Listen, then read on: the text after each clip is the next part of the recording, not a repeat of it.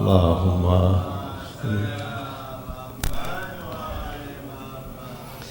بسم الله الرحمن الرحيم. سبح لله ما في السماوات والأرض وهو العزيز الحكيم. له ملك السماوات والأرض يحيي ويميت وهو على كل شيء قدير. هو الأول والآخر والظاهر والباطن وهو بكل شيء عليم.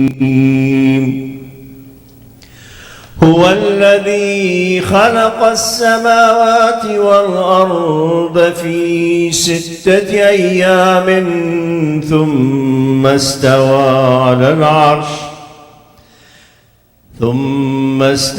على العرش يعلم ما يلج في الأرض وما يخرج منها وما ينزل من السماء وما يعرج فيها وهو معكم أينما كنتم والله بما تعملون بصير. له ملك السماوات والأرض وإلى الله ترجع الأمور. يولج الليل في النهار ويولج النهار في الليل وهو عليم بذات الصدور.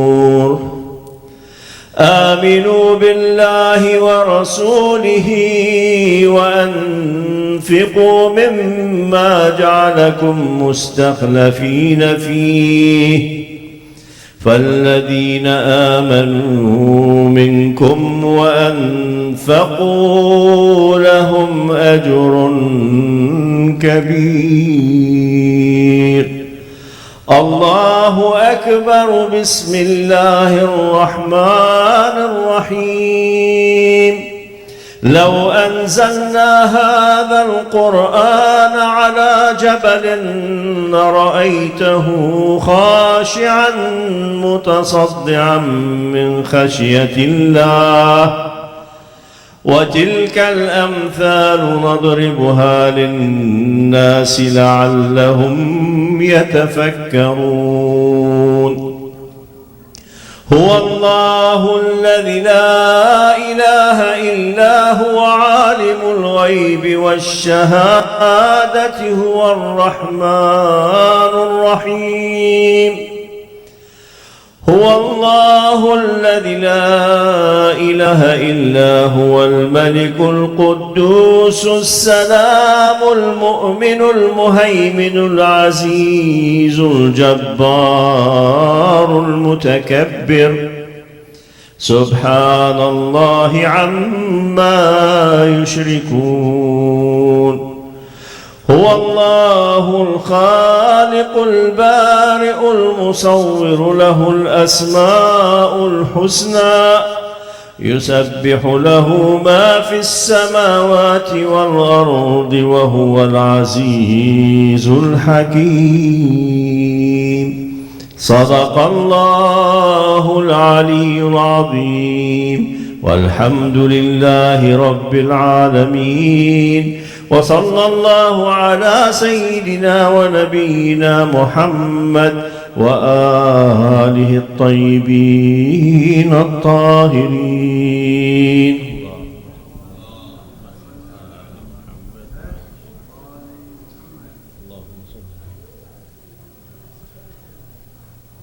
تركونا الوحدة.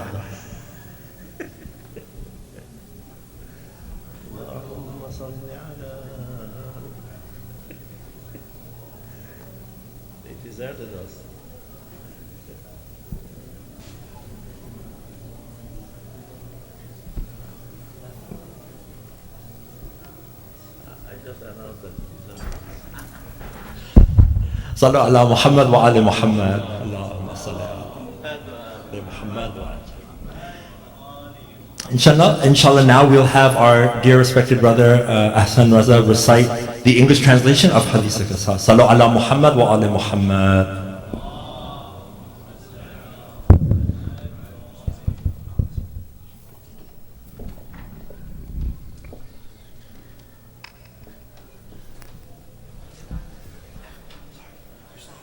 Is it not early? Yeah, I'll be here.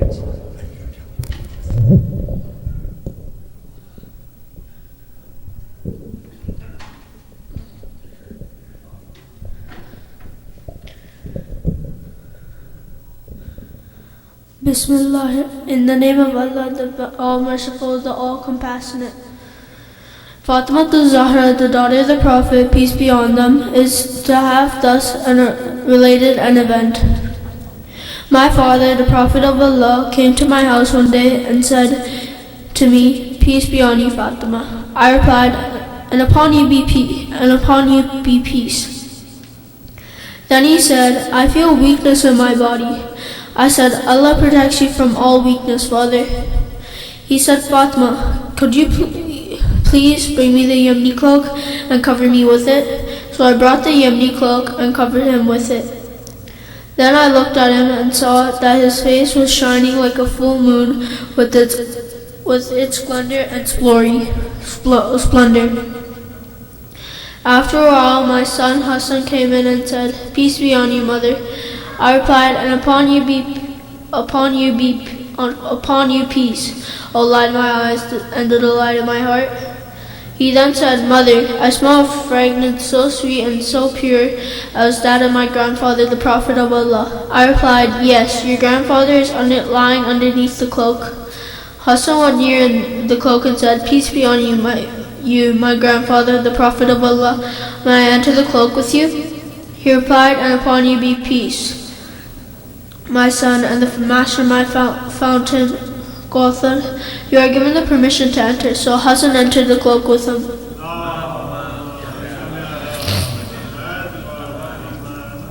After a while, my son Hussein came in and said, peace be on you, mother. I replied, and upon you peace, O light of my eyes and the light of my heart. He then said, Mother, I smell a fragrance so sweet like that of my grandfather, the Prophet of Allah. I replied, yes, your grandfather and your brother are lying underneath the cloak. Hussein stepped towards the cloak and said, peace be on you, my grandfather, the chosen of Allah. May I enter the cloak with you? He replied, and upon you peace, my son, and the interceder of my followers. You are given the permission to enter. So Hussein entered the cloak with them.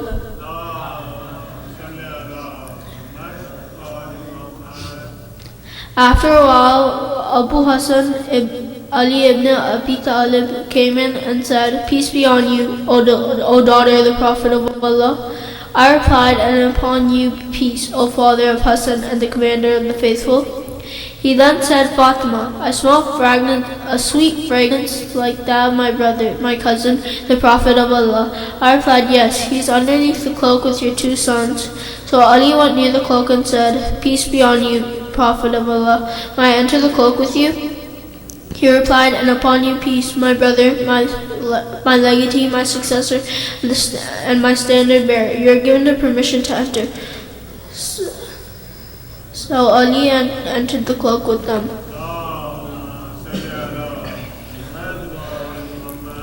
Then I stepped forward and said, peace be on you, my father, O Prophet of Allah. May I enter the cloak with you? He replied, and upon you peace, my daughter, O pardon myself. You are given the permission to enter. So I entered the cloak with them. Getting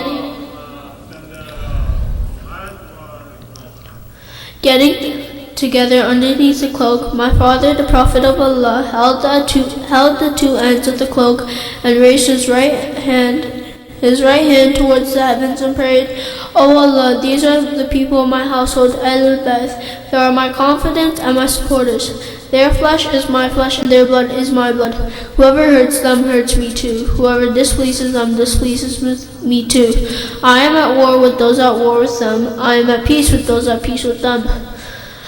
I am the enemy of their enemies, and I am the friend of their friends. They are from me and I am from them. O Allah, bestow your blessings, benevolence, forgiveness, and your pleasure upon me and upon them, and remove impurity from them and keep them through pure.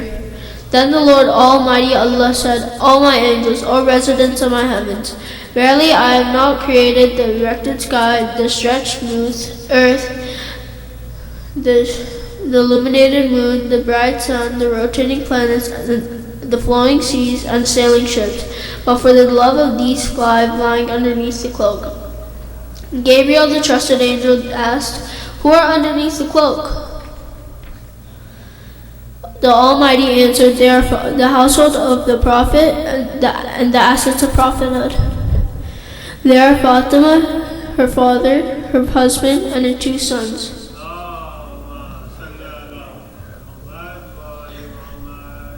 Gabriel said, O Lord, may I fly to the earth to be the 6th of them? Allah replied, Yes, you are given the permission. Gabriel the trusted landed near them and said, Peace be on you, O Prophet of Allah. The All-Highest conveys his peace on you, and his greetings say, By my honor and glory, O my angels, O residents of my heavens, verily I have not created the erected sky, the stretched earth, the illuminated moon, the bright sun, the rotating planets, the flowing seas, and the sailing ships, but for your sake and love, God has given me the permission to enter the cloak with you.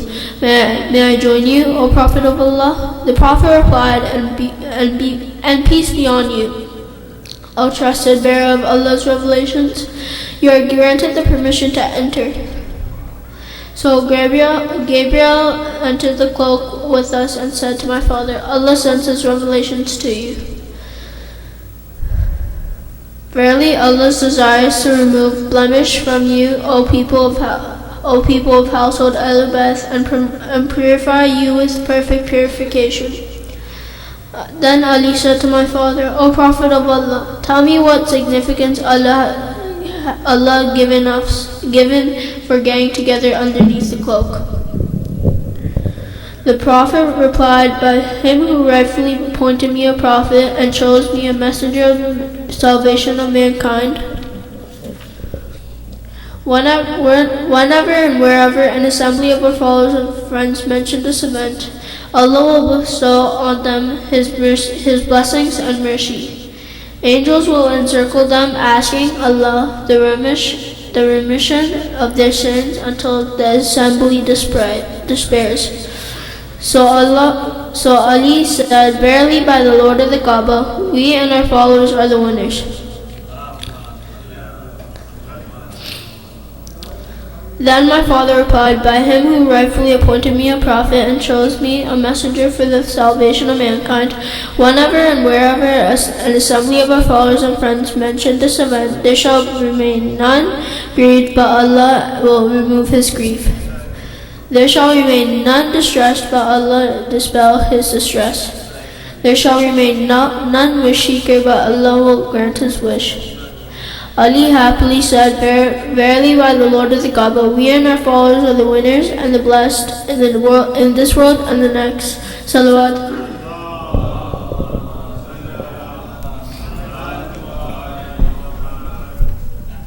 Ahsan, Jazakallah khair. Our dear Brother Ahsan, Salu ala Muhammad wa ali Muhammad.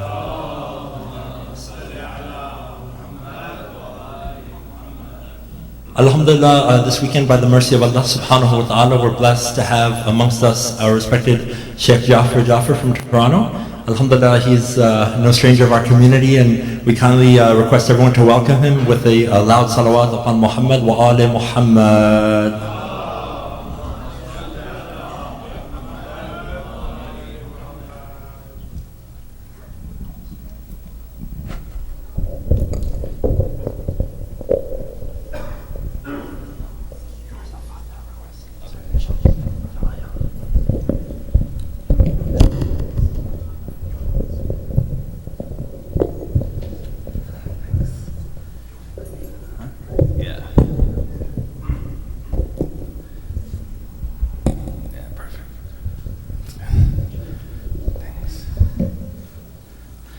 الفاتحة. بسم الله الرحمن الرحيم.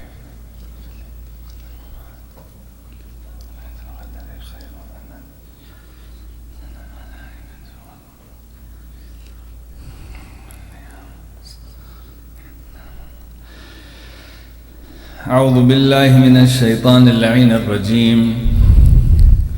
بسم الله الرحمن الرحيم. الحمد لله رب العالمين بارئ الخلائق أجمعين باعث الأنبياء والمرسلين.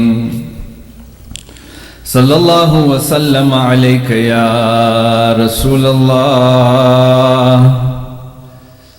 صلى الله وسلم عليك يا نبي الله وعلى آل بيتك الطيبين الطاهرين.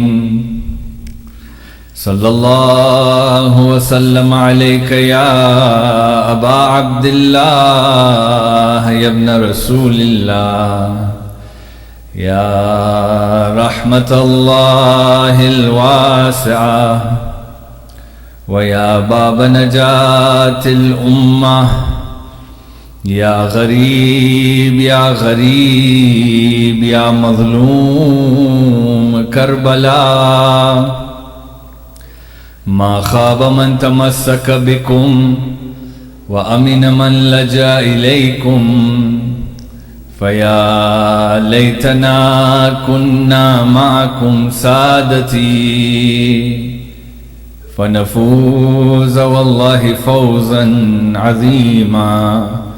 قال الله تبارك وتعالى وهو أصدق القائلين. بسم الله الرحمن الرحيم. كل نفس ذائقة الموت وإنما توفون أجوركم يوم القيامة. آمنا بالله صدق الله العلي العظيم. اللهم صل على محمد وآل محمد. السلام عليكم جميعا ورحمة الله وبركاته. I begin in the name of Allah, the most kind, the most merciful. It's due to that kindness and mercy that we have these opportunities where we gather in remembrance and glorification of Him Tabaraka wa Ta'ala. We then send our condolences to our 12th and living Imam Al-Hujjah, Ajjalallahu Ta'ala Farajahu Sharif, and to each and every one of you as we gather on these nights to continue our commemoration over the tragedy that befell upon the household of Rasulullah sallallahu alayhi wa alihi wa sallam. Allahumma salli ala Muhammad. We pray to Allah Azza wa Jal that we all get an opportunity to go for the ziyarat of our Imam to Karbala and that we receive their shafa'at in the hereafter. Before we continue, if we can recite Surah Al-Fatiha for Marhum Muhammad Abdullah Hassan and Marhuma Layla Begum and all our Marhumin. Al-Fatiha. Bismillahir Rahmanir Rahim.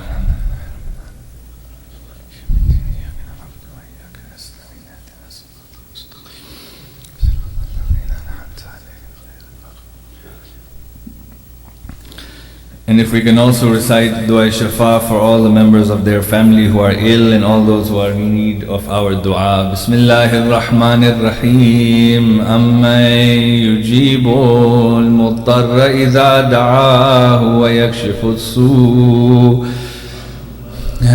yujibu al-muttarra idha da'ahu wa yakshifu as-su'.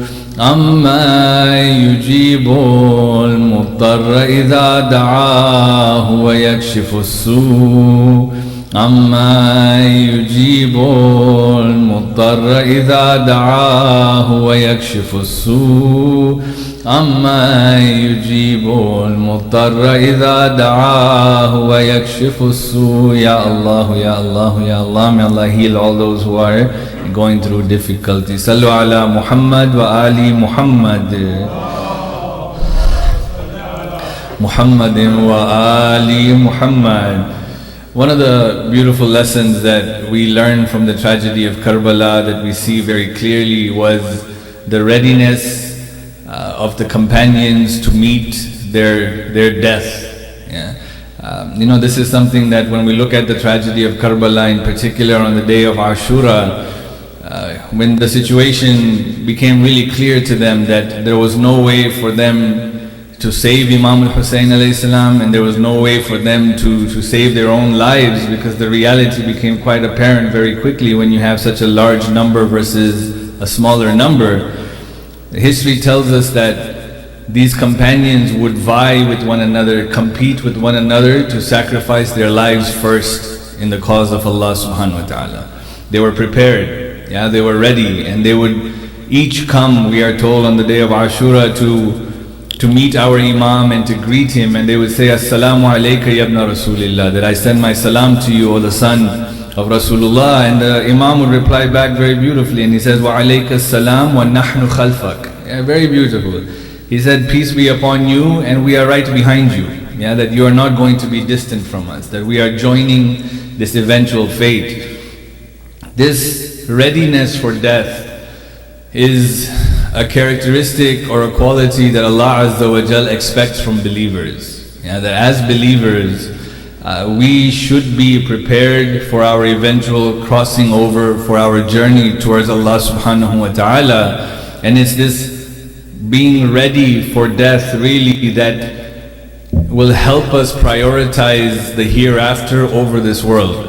As long as we live for this world, or as long as our hopes are such that we are not yet ready to cross over, right? Sometimes I think in the process of being ready, I think we may have conversations with Allah subhanahu wa ta'ala, because none of us really want to pretend like we're not ready for death. You know what I mean? Like, that'd be embarrassing if I talk to God and like I'm not ready. Well, I'm supposed to be ready, right? But sometimes you find that when we talk to Allah subhanahu wa ta'ala, we bring really beautiful excuses, So for example, I'll say, Ya Allah, I'm ready for death, but I want to see my Imam first, for example, right? It's a really nice wrapping paper, right? But all that did was it showed God that I'm not really ready, because obviously if I die in Iman, I will meet the Imam of my time, right? Like, that's the belief that we should have. And so sometimes we shroud this quote-unquote readiness that we pretend to have and say, I just want to wait till my kids grow up, or Allah knows what we need. But what Allah wants is just the readiness, right? The being ready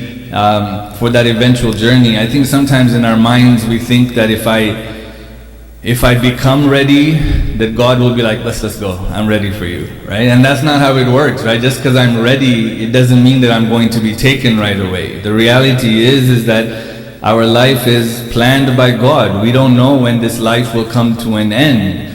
But the expectation is that we should be ready to cross when that time comes, rather than having regret that I haven't been fully prepared yet.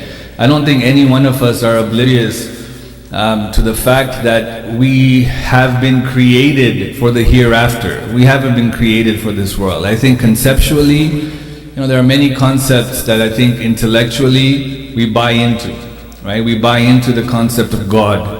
We buy into the concept of religion. We buy into the concept of death. I don't think any of us are naive to that fact that death is around the corner and that there is a life after death. This is part of our core belief, right? We have a very beautiful hadith from Amir al-Mu'mineen Ali ibn Abi Talib alayhi salam. Salli ala Muhammad wa ali Muhammad, where he's reported to have said, Wa'alam ya bunayya. He says this to his son. He says, know, my son, annaka innama khuliqta lil akhirah la lid dunya, that you have been created for the hereafter, not for this world. Walil baqa la lil fana, and to remain perpetually, but not to just die and perish. Walil maut la lil haya, and that you have been created for death, not for life. You are in a temporary home, the Imam continues, a place for gathering provisions, a path to the hereafter. Death stalks you, the Imam says. No one who attempts to flee can escape, for it will inevitably overtake them. I think these concepts are concepts that we understand, right? Like that we have been created for the hereafter, that death can come to us at any time. I think these are concepts that, alhamdulillah, they're not foreign to us for many reasons, right? Like, one, we see death all around us. It's not something that is out there, that is so rare that when it happens it shocks us. But every time we turn on the news, we see death, right? And so we realize that my goodness, this can happen. Sometimes that death comes closer to our home, the loss of a loved one, and so we feel the impact of that more. And in those moments, we realize the sensitivity of life, the fragility of life. But then dunya takes over, and then that reality doesn't become concrete. It doesn't become a driving force to our actions. And this is a concept that we believe because we have been warned of it by Allah subhanahu wa ta'ala. Nearly 1/4 of the Holy Quran discusses the concept of death and life after death, the concept of eschatology. Why does 1/4 of the Quran talk about this? Because God wants this to be an established reality. The more you and I accept the fact that number one, we are going to cross over, we have been created for that world, and that it could happen at any time, it should lead us to prepare in a way that I will be ready to cross over, rather than accepting this reality but not being ready for this reality. And so the more we accept it, the more we understand, the more driving force we have in our actions. So we all accept the fact that we are going to die. Allah Azza wa Jal says in the Quran, Kullu nafsin, Ahsant, we all know this verse, every soul shall taste death, right? Kullu nafsin dha'ikatul maut. He says this in Surah Ali Imran verse 185. But it's really cool that we know that first part of that verse, but I think what's really the punchline comes after that verse, right? So he says, Kullu nafsin dha'ikatul maut. And then he says, وَإِنَّمَا تُوَفَّوْنَ أُجُورَكُمْ يَوْمَ الْقِيَامَةِ.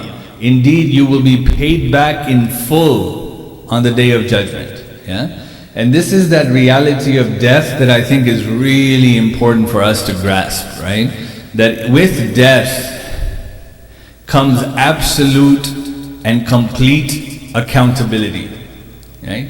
Complete accountability. Like, we can't even stress that enough. Like, the language doesn't allow us to stress that point enough. There are many things that happen in this world that go unchecked, right? Unchecked sometimes because someone may not appreciate it, but unchecked sometimes because in this world, not every cause and effect that takes place has that same cause and effect in the hereafter. Right? So for example, here, if I'm sitting on a chair and I see someone who's more deserving to sit on that chair, and I get up and I let that person sit, what's the worldly result of that? Right? Like, I think the worldly result of that will be my back will hurt for an hour, for example. There's nothing really good that's going to come from me giving up a chair. That uncle may say thank you or whatever. But in the eyes of God, that's a huge thing. Yeah, that's a huge thing. And so in this world, I may not gain the benefit of that action, but Allah Azza wa Jal says, I have not forgotten that action. And so it's not just negative things that are going to be paid back to us in full, even positive things that we may do sincerely, that in this world they don't go checked, they are not rewarded with the value of that act. In the hereafter, Allah subhanahu wa ta'ala says, nothing is forgotten by me. Now, that obviously also then applies to anything bad that you and I do, right? Sometimes my mom may say something and I'll turn around and roll my eyes behind her back. Not forgotten by God, right? It's something that's remembered by Allah subhanahu wa ta'ala. And so this concept of our actions in this world being fully accounted for in the hereafter is something that we have to fully grasp when it comes to akhirah. That yes, death is something that's inevitable, we're all going to go through it, but at the same time, my goodness, there's going to be proper accounting of every single thing that I've done. And not just that, like even the entire process of death and life after death, from the way that the pangs of death, the sakaratil maut that a person goes through, the angels that I will see, how my soul is removed, how my journey to the qabr will be, how my grave will be, my barzakhi life, how I'll be resurrected. Every single thing that happens in that journey of death and life after death is exactly linked to the type of life that I lived in this world. Right? And so if I lived a life of wholesomeness in this world, Allah Azza wa Jal will pay me back with beauty and wholesomeness in my journey towards Him. But if I lived a life without much care about the consequences of my actions, then that will be fully paid back to me as well. And so if you understand that, right? Like if we understand that, I think this point is really important, that like you and I have been created for the hereafter. We accept that. Death is inevitable. We've accepted that. But at the same time, we accept the fact that how I live this life matters, right? How I go through this life matters. And so while you and I have been created for the hereafter, the most important realm then is dunya, right? Let me repeat that, right? That while we have been created for the hereafter, the most important realm is the realm of dunya, because the realm of dunya will determine my akhirah.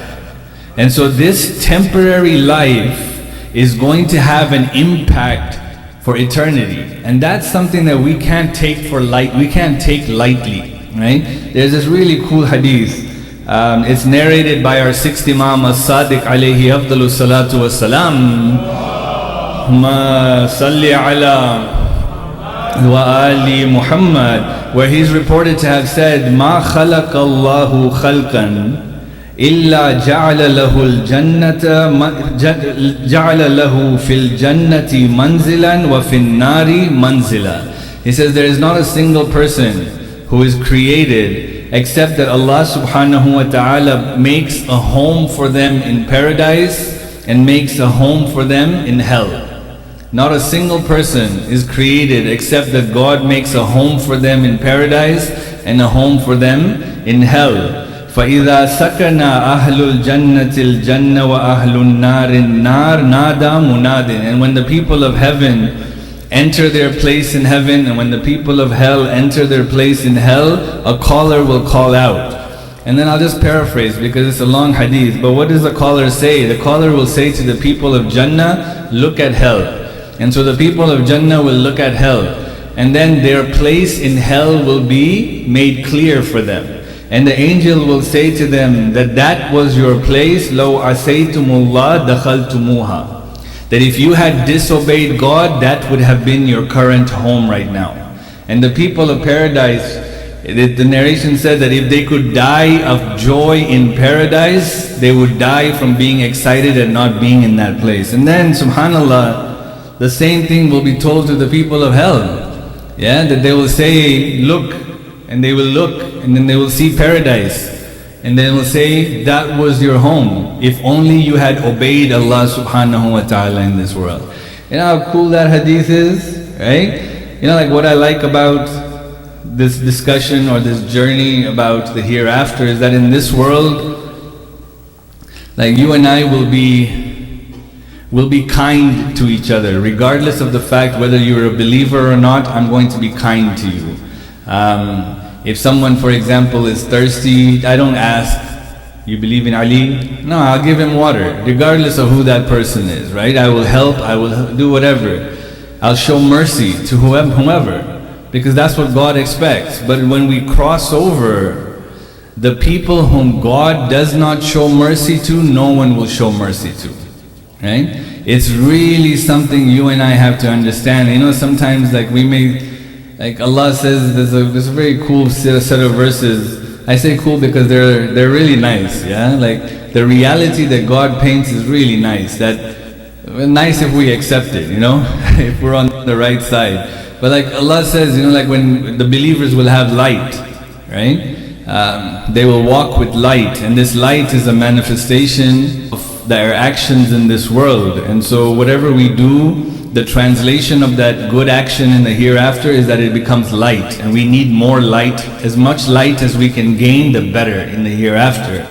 And it says that the hypocrites of the men and the women will come to the believers and they will say, give us some of your light, we don't have any light. Now in dunya, right, I would have shared my light if I had light. If I had a flashlight, I said, here, you need it for a little while, go ahead, take my flashlight, right? But in the akhirah, you know what the believers say? The believers say, go back, get your own light. I'm not sharing my light with you. That's amazing. Yeah, I find that thoroughly amazing, because in the hereafter, whatever a person is getting is because they deserved it. Yeah? Nothing happens arbitrarily. And so if a person in the hereafter does not have light, it's because they didn't do anything in this world to get light. And so no one's sharing light with them, right? And God paints this picture, it's not about, oh, where's the mercy of God? In this entire life, God has shown us mercy. There is the realm of recompense, right? And so when you look at all of these descriptions, I think it's really important for us to understand why this life has to be taken seriously, right? Like, we can't take this life as a joke, as a play. Man, I remember my youth very vividly, and I wish I didn't remember some of the things, right? But I do, and like, I remember the arrogance that I had, that I would say, I'll change later. I'll repent later. And when I look back at that, and then today I see people who are that age dying today, really in our communities, young people dying, and I said, subhanAllah, that could have been me, right? And imagine dying in that state thinking that I'll change later. Like, this world doesn't have to be a prison for us, though it is a prison for believers, we are told. But like, I've been developing this analogy. I think I've used it in so many majalis but I just developed it like recently, I think, just that analogy more than anything else, that this world is like a job that's fun, Like, if you go to a job, for example, where you enjoy going to that job doesn't really feel like a job, though you have to work at that job, right?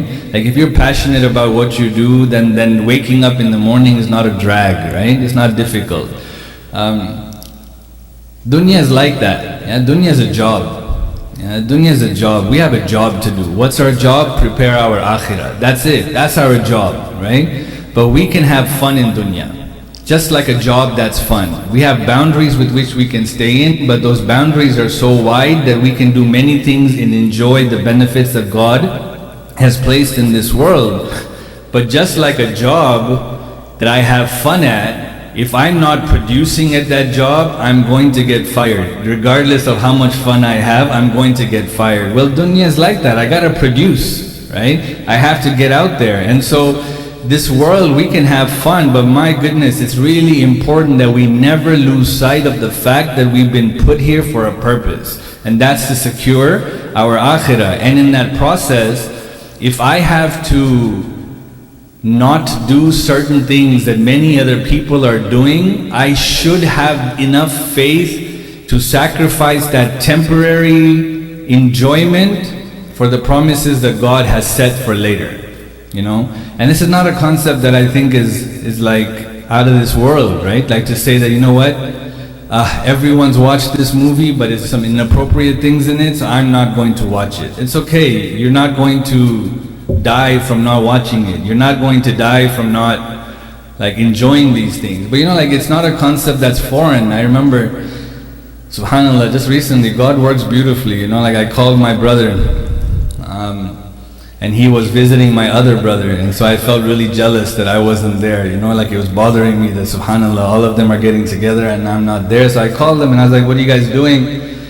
And they said, we're doing this and we're doing that. And I was like, what's for lunch?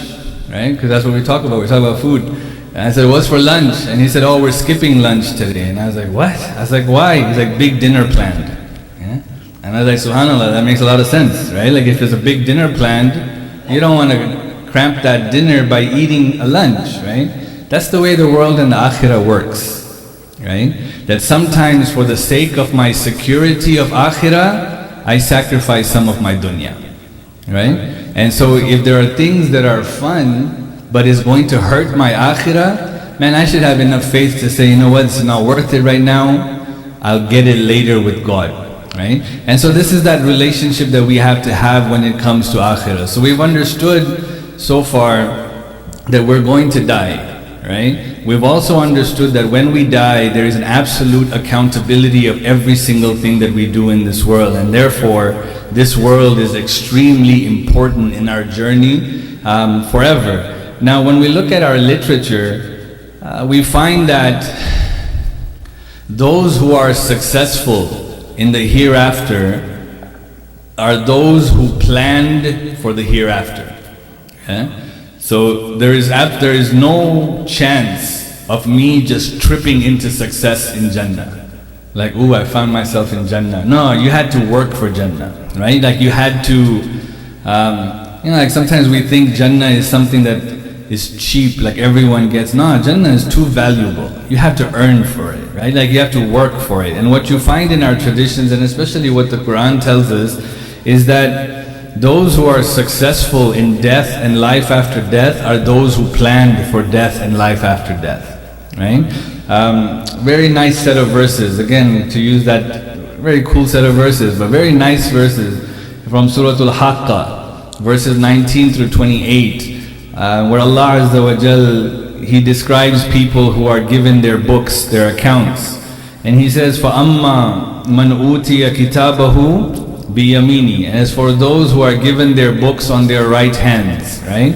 Now Allah uses the word right and left, I don't want this to depress the left-handed people, But right-handed in these things means success, left-handed means that you're not left-handed. Book given to you on your right side means success. Book given to you on your left side means not successful. But then Allah Azza wa Jalla says, فَأَمَّا مَنْ أُوتِيَ كِتَابَهُ بِيَمِينِهِ. As for those who are given their book on their right hand, they will say, فَيَقُولُ هَا أُمُقْرَأُ كِتَابِيَ. They will say back, here, read my book.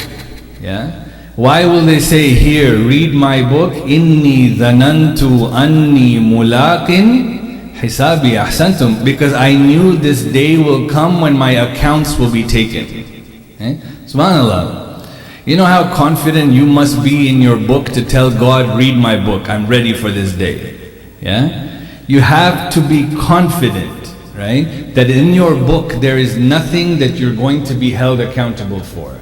That in this book there is nothing that will embarrass you in front of Allah subhanahu wa ta'ala. And then Allah continues in describing the benefits that these people will get. But then He says on the other hand, وَأَمَّا مَنْ أُوتِيَ كِتَابَهُ بِشِمَالِ. But as for those who are given their books on their left side, فَيَقُولُ يَا لَيْتَنِي لَمْ أُوتِيَ كِتَابِيَ وَلَمْ أَدْرِي مَا حِسَابِيَ. I wish I was never given this book, and I wish I never knew what my accounts were. Why? Because they know what's in that book. They know that what's going to be read to them, what's going to be accounted for them, what's going to take place here is something that they want to escape. This is not something that they want. And so one of the most important realities that we have to have is that we have to plan for our death. We have to plan for life after death, right? Like success in the hereafter is proportionately linked to how well we plan for it. And so how do we plan for our death, right? And so that's how I want to finish tonight's lecture, is by looking at certain points of how to plan for our death. Now there are many things that you and I can do. I can list off things, more Quran, more sadaqah, but that list becomes really endless. I want to look at like some core preparations that you and I can do, and it's really just a 3-point, and the 3rd point will continue for the next 2 nights if Allah gives us life, inshallah. And so there are 3 main core elements that we can participate in that will help us prepare for our death. The first one is a rational and intellectual belief, a firm intellectual belief of our imminent death. This is number 1. So in the back of our minds, I think we all know we're going to die. None of us are oblivious to this, right? Or none of us are naive to this. But that thought cannot be in the back of our minds. That thought has to be in the forefront of our minds at all times. And how to get it from that back to the front, this is the $1 million question, How do we do that? But the idea is that you and I have to figure out how to get this idea that I could die at any moment in the front of my mind. Amir al-Mu'mineen Ali ibn Abi Talib alayhi salam, Muhammad wa ali Muhammad. Again he says in letter 31 of Nahjul Balagha, he says to his son, Ya bunayya akthir min dhikr al-maut wa tahajjum alayh wa tuqdi ba'd al-maut ilayh. He says, my son, think about death and think about it often. Yeah? Reflect on what you are rushing towards and where you may be pitched after death. Right? And so the first thing that you and I have to do to be ready for death is to be mindful of death, is to remind ourselves of death all the time. And this is, again, like I tell you, man, like how to do this, subhanAllah, if you find out, tell me. Yeah? Because if we can solve this one problem, and that problem is, how do we remember God more often? How do we remember death more often? It's a game changer. It's an absolute game changer, right? Because the reason why I am inconsistent in my actions is because I sometimes forget about God throughout that journey. Right? Like if we just analyze our own lives, for example, right? Like if it wasn't for the 5 times a day when we've been asked to remember God, how many other times do we remember God? Honestly, right? Like how many times? I'll remember Him when things go bad, that's for sure. Yeah, when my car doesn't start, you better believe I'm in touch with God, right? But every time my car starts, do I say Alhamdulillah? Every time the light works, do I say Alhamdulillah? Every time the internet's working, do I think of God? But when it's not, oh God, that's the first thing that comes into our minds, right? Like, or in our mouths or in our hearts. And so the idea is that, how do I get myself to that point where I can remember God more often? Or here we're talking about death, where I can remember death more often. And I don't think there's an absolute formula to it, but in my experiences, for those things which you and I cannot see or touch, immaterial things, for us to remember them more often, we need more physical reminders, right?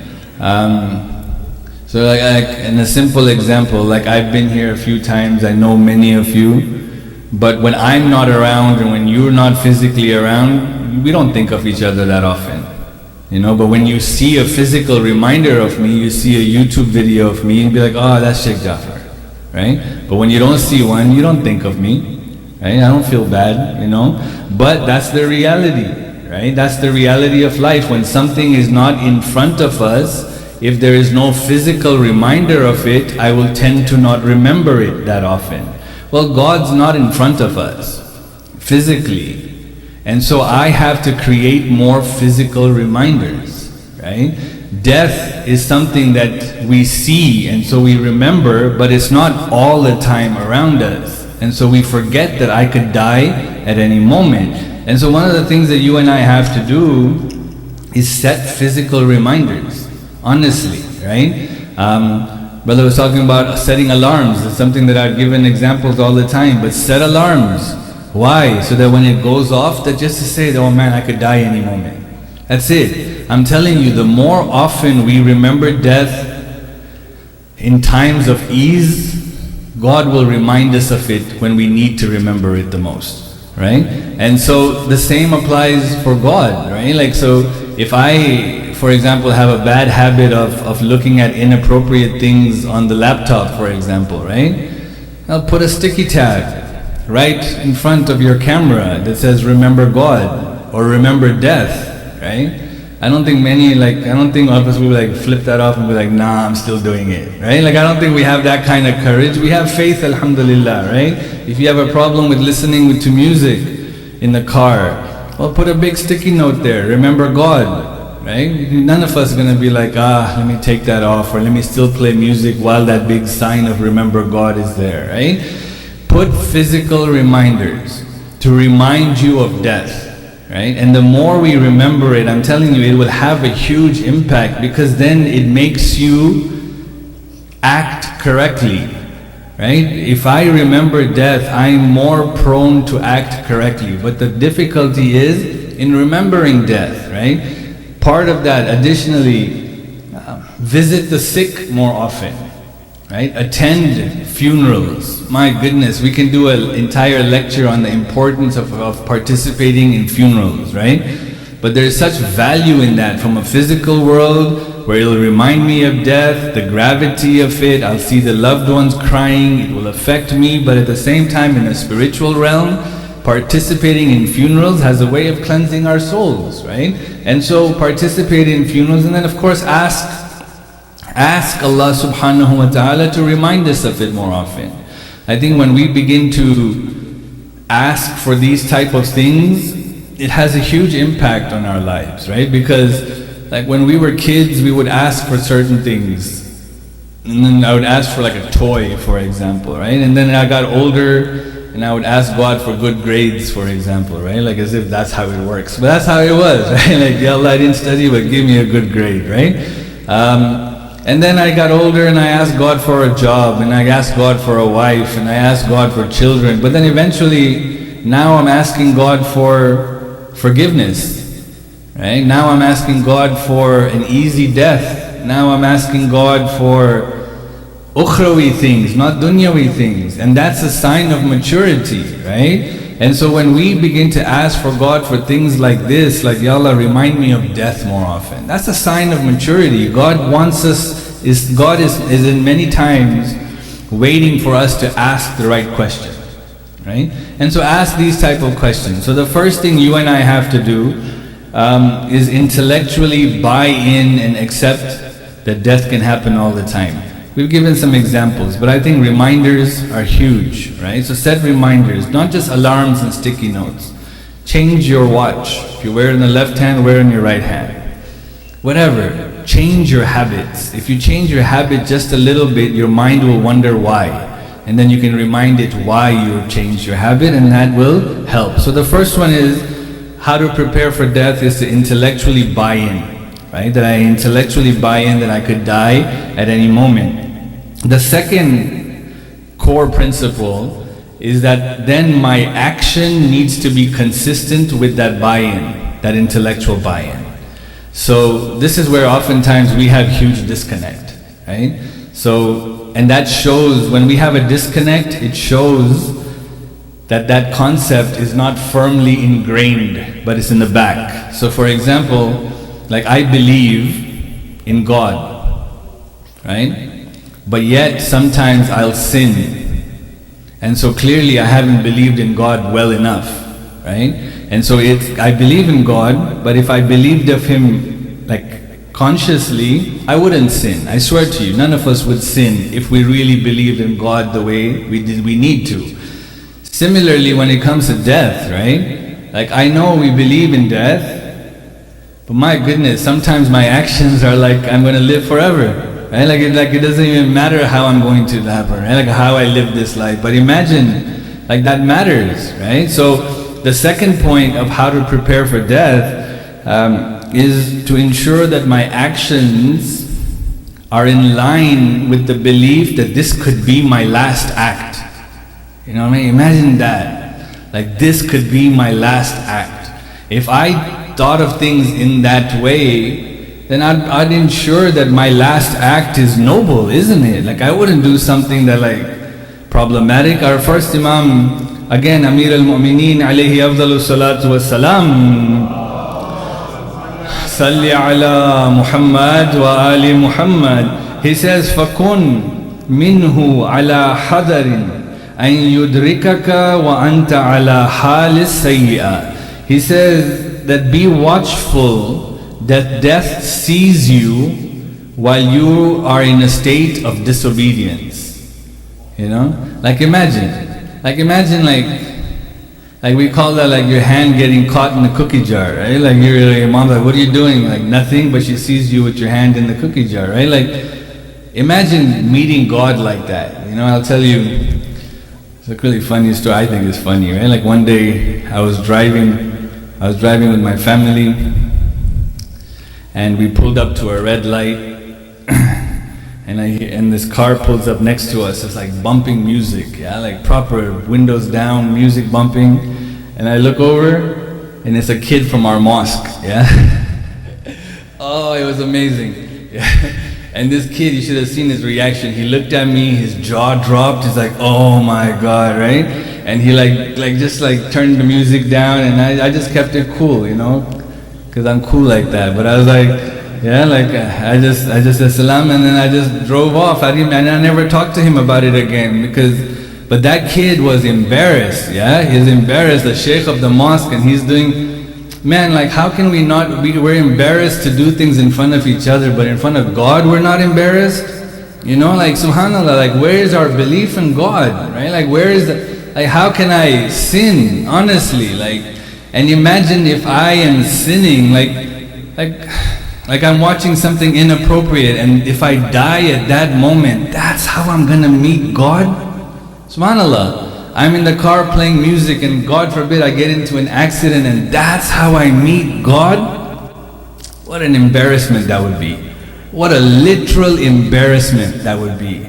Years of azadari, but that's how I meet God. He'll accept it, maybe He'll forgive that, but in that original meeting with God, what an embarrassing moment to meet God with, right? And so the Imam says, be careful, don't sin, because what if you die in that moment of sinning? And so when we're saying actions have to be consistent with that, don't sin, right? We're not saying avoid makruhat, yeah? Like all the things that are makruh, that's later maybe. But right now, just don't sin, right? And why don't I sin? Because man, I could die at any moment, right? Like, you know, that the idea of doing it for God will come, it will come. But right now, I just don't want to die like this, right? Avoid every haram. Do everything that God expects. Avoid the haram, do the wajib. That's the bare minimum of action that has to be consistent with the belief that I could die at any moment. So those are the standards. But then after that, like simple things, right? Like pay back debts that I owe to people. You know what I mean? Like sometimes I may owe you something, and I don't know why we're like this as human beings, but like even though I have the ability to pay you back, like I'm gonna wait for you to come and ask me 5 times, yeah, and then I'll pay you back. Like why? Like what do I gain from it? Literally, what do I gain from it, right? Like imagine if I owe you something and I can pay it back but I don't. If I can't pay it back, then there's expectation of mercy, right? And an understanding. But if I can pay you back and I don't, and I die, chances that my kid will pay you back are not there, I'm telling you, right? My kid's worried about themselves, they're not gonna pay you back. And so I owe you, let's say I owe you even something meager like $5, yeah? You will come and ask me for that on the Day of Judgment. Yeah, you will, because I owe you that, that's your haqq, yeah? You remember we said, like on the Day of Judgment, in the hereafter, we hold each other accountable. Yeah, so we can't be like it was $5, whatever, right? No, like in the Day of Judgment, I need this. And so I'm gonna come to you and I'll be like, where's my $5? And you're gonna be like, I don't have Zelle, yeah? I don't have PayPal, I don't have nothing here. And so I'll say, or you'll say to me, I'll take your amal, I will take your actions. And so I'll say, okay, I understand, that's all I have. And so I'll give you the time that I gave a ride to some uncle to the airport. And you'll be like, no, I want your ziyarat to Imam Hussein. Yeah? And I'm not in that position to bargain at that time. I'm not in a position to bargain. I owe you. Yeah? And in that realm, you're not gonna settle. And so why put off paying back something to people that will give me such difficulty in the hereafter? It's not worth it. It's absolutely not worth it. And the reason that I don't buy into it, because again, that concept that I could die at any moment hasn't come to the front of my mind. It's just in the back. It'll happen one day. I'll pay it back before then. But my God, it could happen today, right? And so pay back debts. Forgive people. Why do we hold grudges? Right? Like, man, people are bashar, you know, bashars are people who make mistakes. We hold grudges and like cause fitna and fight. For what? Honestly, for what? I swear to you, you know, like the drama that exists within families sometimes, the drama that exists within communities sometimes. I don't like this person, I don't like, and then we have fractions and like we have different groups. once we die, we will look at all this as a waste of time. Yeah, a waste of time. Like I wasted my time on creating fitna and fighting for these things when there were bigger things I could be working on, right? And so all of these things, my dear brothers and sisters, are just not worth it. Why? Because I could die any moment. And when I die, I don't want this to be something that becomes a source or a cause of frustration for me. So the first principle is an intellectual belief. The second principle of how to prepare for death is an action-based belief, that my actions have to be in line with that. The third principle, or the third core principle of preparing for death, is to have our hearts excited to be with Allah. Yeah? And so the first one is intellect, the second one is our actions, but the third is we have to have the heart buy in, right? And these three are the standard principles in everything, I'm telling you, right? Intellect, action, heart. Intellect, action, heart. You want to see how to strengthen my faith? Intellect, action, heart. How do I connect with the Imam? Intellect, action, heart. All of these things, right? How do I prepare for death? Intellect, action, heart. My heart has to buy in and be excited at the promises God has made for me that's awaiting me in the hereafter, right? When you look at the Quran, like we said, there are many, many descriptions of paradise, many descriptions of paradise. Rivers flowing and fruits and so many things. But for me, this is just me, right? The most beautiful description that God gives in paradise, and He gives this numerous times. He says in one of these verses, "Ala inna awliya Allah la khawfun alayhim wa la hum yahzanun." Ahsantum. That indeed the awliya of God, now you have to be an awliya of God, you have to be a wali of God, a friend of God, one who is committed to God. But he says, indeed those who are my friends, committed to me, they have nothing to fear and nothing to be sad about. SubhanAllah. That's it, man. That's it. For me, honestly, paradise and silk and all, really nice, right? The descriptions of paradise, we have to also understand this, would be different if the Quran was revealed today, right? Because the Quran was being described to people who lived in a desert, right? And so how do you tempt them? By talking about rivers and fruits and all of these things, right? Silk, cool clothing, because it's hot, right? But if it was revealed today, it'd be 90-inch TVs, right? Leather sofas. It would be a different description. Why? Because this is what excites us today. These other things don't necessarily excite us. So this is why the description of paradise is considered to be mutashabih, right? Verses that are analogies basically, right? But this verse, you have nothing to fear and nothing to be sad about, it's constant, right? If you look at how can we not be excited with that? You know what I'm saying? How can we not be excited to be somewhere where I have nothing to fear and nothing to be sad about? This world, as beautiful as it is, right? There is just nothing but worry after worry, isn't it? Worry after worry, my God, it doesn't stop, yeah? You get your paycheck and then we wait for the next payday. Right? We're just waiting. More than a day will go by where something won't happen that will bug me, annoy me, hurt me, frustrate me.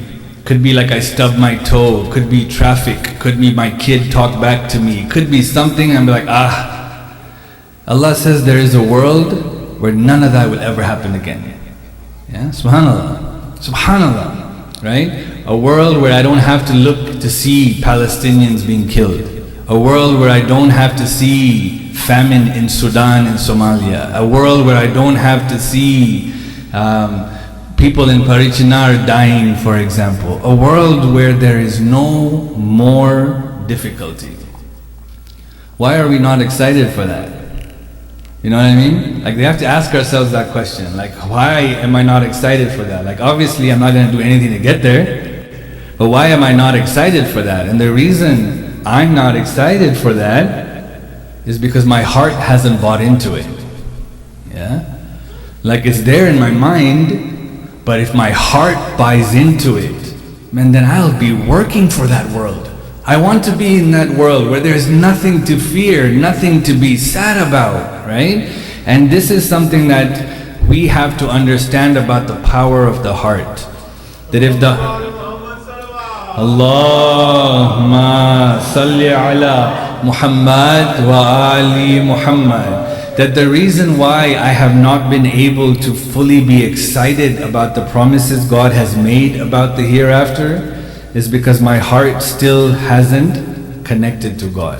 And this is inshallah what we'll talk about in the next 2 days. How to awaken the heart so that it can connect to God, and so that inshallah we will have that excitement to be and experience the promises that God has made. Sallu ala Muhammad wa ali Muhammad.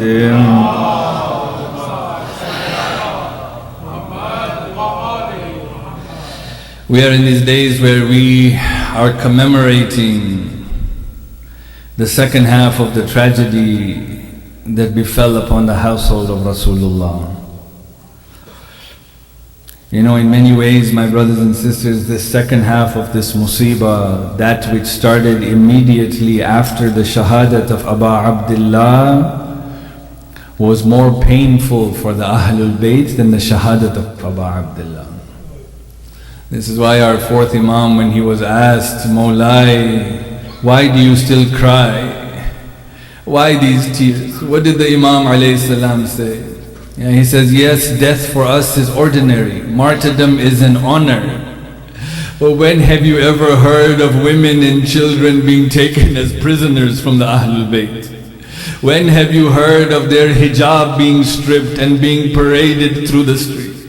He says, we have not heard this or seen this, but every time I see my Aunt Zainab, I can see her being treated in this.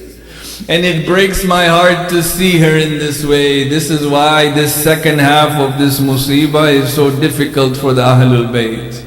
And tonight I want to remember, just in a very short manner, the young daughter of Imam al-Hussein, Sakina. You know, just the name Sakina brings grief to the heart. But I want you to find a way to put yourselves in Karbala, and to put yourselves in the shoes of this young daughter who is no more than 4 years old in Karbala. That's from the morning of that day, whoever went towards the battlefield did not return. She saw her brother Ali al-Akbar go. Maybe she had hoped that she would see Ali again, but Ali al-Akbar did not come back. Qasim went, Qasim did not come back.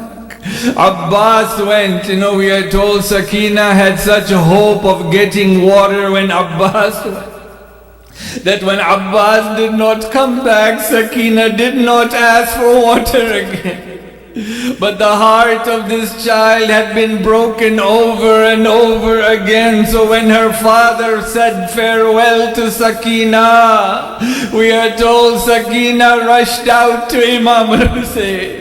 She knew that she would not see him again, and so she hugged him. She hugged him and she began to cry. It is said Imam holds on to this young child to his chest and says, Sayatulu ba'di ya Sukaynatu fa'alami minki al-buka'u idha al-himamu dahani. He says, you should know, O Sakina, that after me your tears will be prolonged when death claims you. He then says, La tuhriqi qalbi bida'ika hasra ma dama minni ruhu fi juthmani. He says, Sakina, you will have lots of time to cry after my death, but while I am still alive, do not break my heart with the sound of your tears.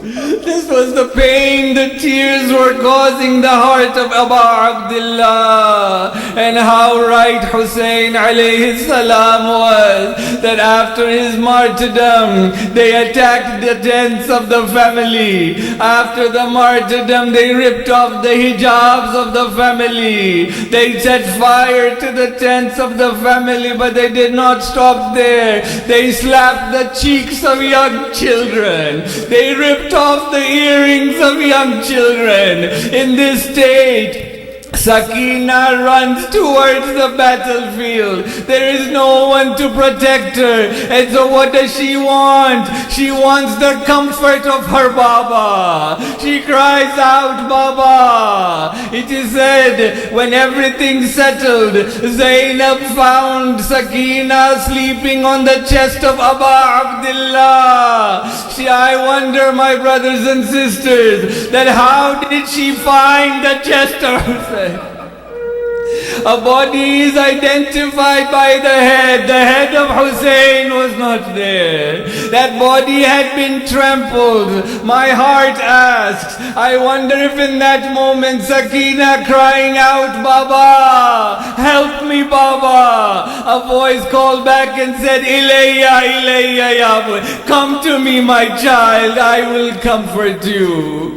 Sakina says, as I slept on my father's chest, I heard my father say to me, Shi'ati ma in sharibtum ma'adbin fadhkuruni, أو سمعتم بغريب أو شهيد فاندبوني. Oh my Shia, when you drink water, remember my thirst. Or if you hear about a stranger or a martyr, then lament on me.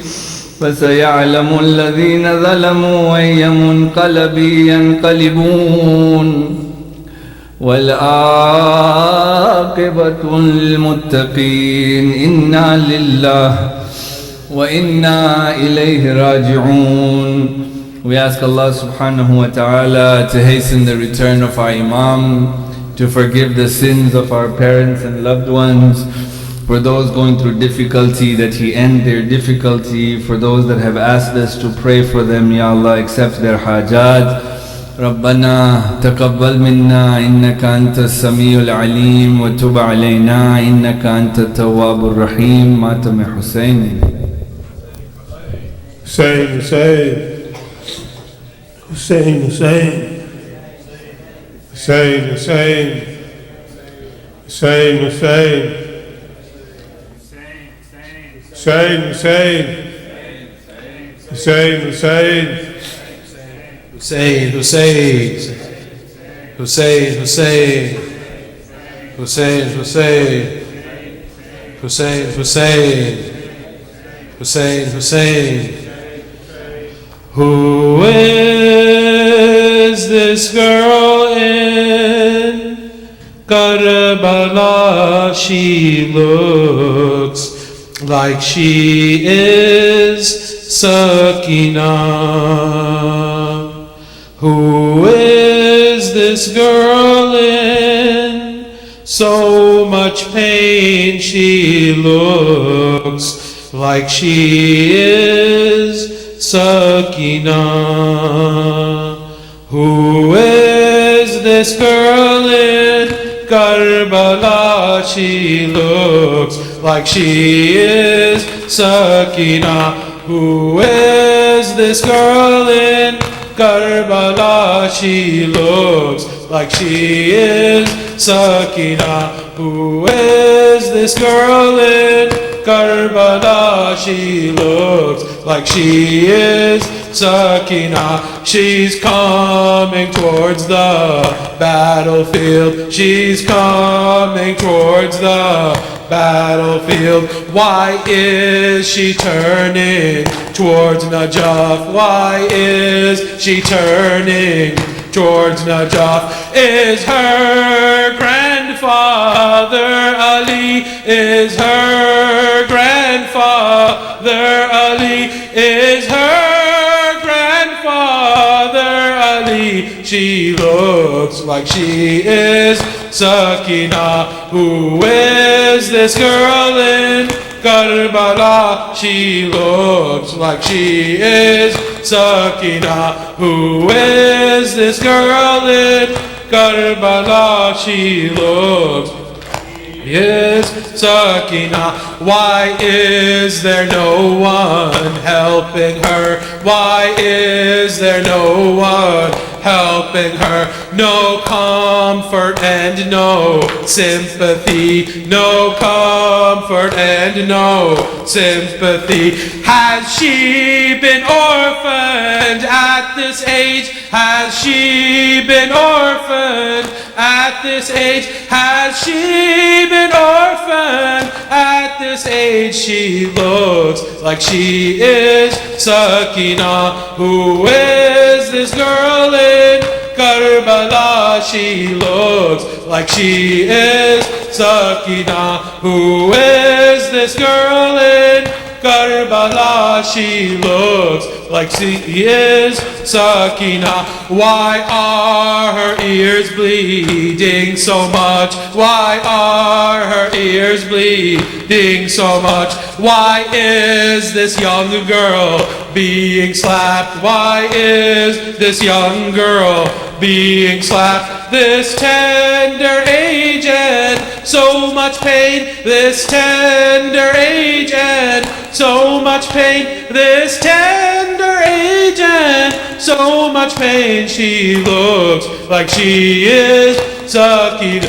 Who is this girl in Karbala? She looks like she is Sakina. Who is this girl in Karbala? She looks like she is Sakina. कानों से क्यों खून है रवां? कानों से क्यों खून है रवां? उफ ये तमाचों के निशान. उफ ये तमाचों के निशान. ये जुल्म और ये कमसिनी.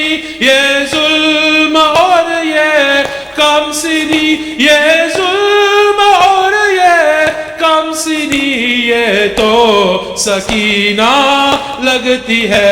हाय ये बच्ची कौन है? ये तो सकीना लगती है. हाय ये बच्ची कौन है? ये तो सकीना लगती है. छाई जिस पर बेबसी. ये तो सकीना लगती है. Hussain Hussain Hussain Hussain Hussain Hussain Hussein, Hussein, hey Hussein, Mawla, Hussein, Mawla, Hussein, Mawla, Hussein, Hussein, Hussein, Hussein, Allahumma salli ala